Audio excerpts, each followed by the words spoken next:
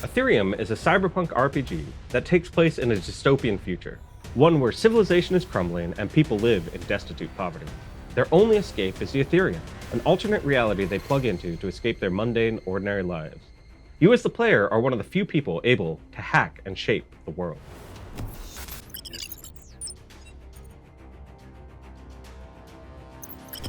The Aetherium is another world that acts as a mirror to our own that we can shape and program digitally.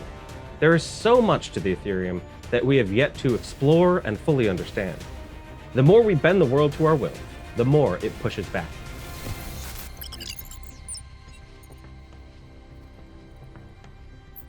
What I really love about the Aetherium is that most of the game takes place in the digital world.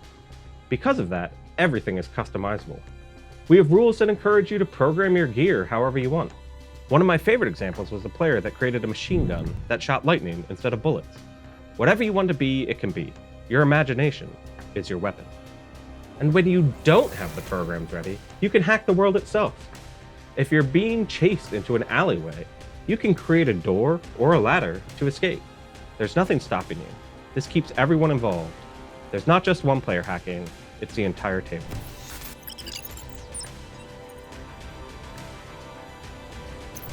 The first step to running any role-playing game, the Aetherium role-playing game in particular, is making sure to have a good theme and tone. This game can go a few ways, so figuring out the tone early is beneficial. After that, game masters can expect grand adventures like a space opera, but often on a more human scale. Hacking, custom programs, and a low chance of permanent death means that games are often full of risk and excitement, pushing up against over the top without teetering into ridiculous. A player might have a whimsical item, like riding a digital dolphin, but it's grounded by more serious conflicts. This creates a nice dichotomy where every session leads to a good story without having to worry about the consequences of the epic story in the world at large.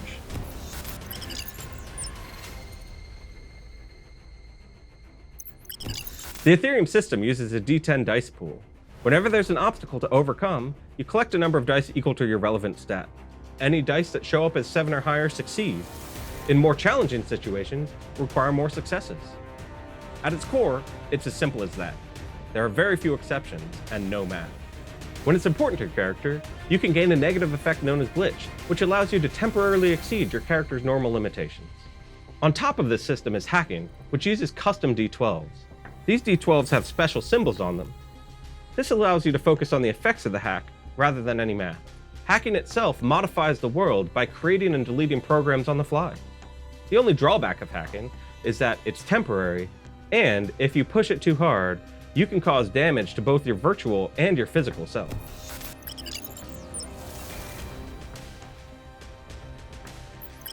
The Aetherium RPG is theater of the mind, first and foremost, but the miniatures for the Aetherium board game could easily be used to ground some of the combat.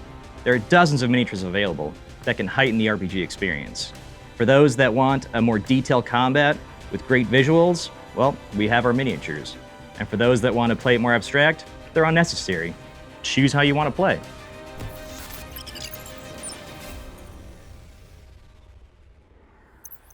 The game takes place across two worlds, the Aetherium and the material world. The material world is where people are born and die, but it's not where they live their lives. The material world is called the meat space, and it's something to be left behind for the possibilities of the Aetherium. For characters, they'll spend most of their time logged in to the digital world. If they're violently logged out, it can have an impact on their physical bodies. Their physical body can have an impact on their connection to the Aetherium. The worlds are separate, but they're also connected.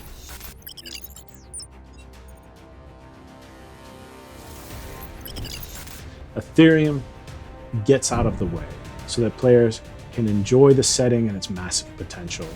Like any good RPG, the goal is cooperative storytelling. We didn't paint in 2 dimensions. We've built a massive scaffolding upon which players can build the world as they see fit. And this encourages them to solve problems the way they'd like.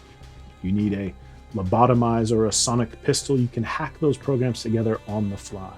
It's a high-action RPG, and it allows you to change out the tone and shape of the game as easily as you can change those 2 programs.